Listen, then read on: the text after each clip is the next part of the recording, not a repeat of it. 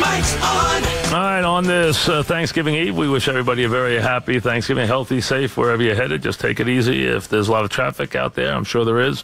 In some places anyway, maybe it's dissipating at this time. All right, here we go. Today's picks are brought to you by Joseph Aboud's flagship store. Experience exceptional quality, style, and service at its very best. By Agera Energy, the Tri-State's premier electricity and natural gas supplier. Visit agerafan.com for a hassle-free quote. And by New York Community Bank, online at mynycb.com, and by John Thera Cancer Center, part of the Memorial Sloan Kettering Hackensack Meridian Health Partnership. We have reached this Thanksgiving holiday. Always the point where the football season moves into overdrive. You're into the part of the season where obviously teams are thinking about playoff runs and wild cards and home field advantage and weeks off and figuring out how many games it's going to take to continue their quest and realize their dream, whether it be a division title or finding their way into the postseason. You've long ago started to separate the good from the bad, and on this Thanksgiving weekend for the fan, maybe now it can move to the field. It's been anything but on the field, the attention for the NFL this year. But 3 games on Thanksgiving of differing and interesting quality. It's a weird weekend. There's a lot of lopsided games on the weekend. Very few games that are considered to be, right there as toss-up kind of contests. But it is a holiday weekend. It is the Thanksgiving holiday. Week 12 in the league where they play for pay. All right, here we go. Holiday weekend style. We're not going to pick any of the games on Thursday. Good luck. I think all 3 games are inside the number, meaning I think they could go either way. I'd be worried about the Cowboys a little bit. I think the Lions have a chance, although I think the Vikings are clearly the better team. And I think the Redskins are extremely inconsistent.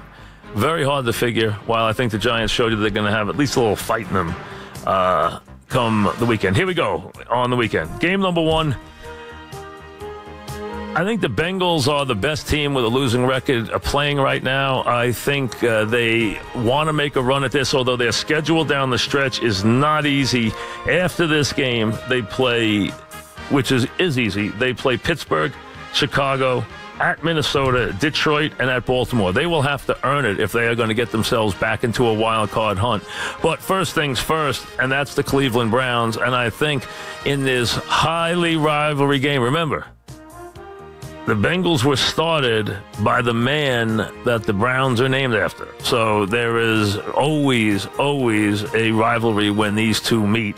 They are basically from the same football DNA. And from that standpoint, usually you expect close games. I don't hear. I think Cleveland's reaching a point where they're just starting to wear down from the inefficiency, from the ineptitude. They've had so many close calls, it's not enough. While I think Cincinnati is starting to play better together football, and they have players, I look for this game to be one where they get one of those few games where they get everything clicking, they get their quarterback play at a certain level, and they roll with the talent they have. I think it's a big win for Cincinnati. They're an 8.5-point favorite. Cincinnati rolls over the Browns. That's game number 1. Game number 2, Titans on the road to take on the Colts. Now, the Colts season long ago went away. I mean, long ago was about next year. Long ago was about, hoping that their very talented quarterback can come back in one piece next year. I don't know if the coaching staff will find its way back. The Colts at 3-7 have actually played a lot of close games this year. You can point to a lot of games they could have easily won. You really could. They've lost some real heartbreakers. And, you look at the Cincinnati game as an example. They've had plenty of games this year that they could have won and they lost. They lost Arizona on a heartbreaking game. They lost to Tennessee in a game that broke open late. They lost to Cincinnati by 1 point. So they lost to Pittsburgh, a game they led by 2 touchdowns, and lost to that game late. So they have had a lot of games where they had their chances, and they've played very close. Tennessee is not a great team away from home. They're a team that I just don't think is as good as some people do. And I think this is a game that is going to go right to the wire. The Colts probably aren't going to win a lot more games this year. They might win this one, and they've had these teams numbered when they come to Indianapolis. They still think they can beat these kind of teams even when they don't have luck. The Colts are 3.5-point underdogs here. I would not be shocked if they won the game. If they don't, I think it'll be a game that is decided late by a late field goal. Give me the Colts plus the 3.5 points for a game that goes right to the wire, and an upset of the Titans is absolutely not out of the question by any question. So to me, give me the Colts plus 3.5. Game number 2. Game number 3, I don't agree with Peter Schrager about Kansas City. I think that Kansas City wins that game against the Bills. I don't want to lay 10 points, so I'm not going to do that, but I would be shocked if he was right about that game. I would think more likely that's a 14-point win than it is a 4-point win, but I'll lay off it. I do agree with it, though, on the Cardinals, and I'm surprised the Jaguars have been installed as a 4.5-point favorite. I don't think they deserve that yet. There's some good things the Jaguars can do. They can run the ball, especially when Fournette's healthy.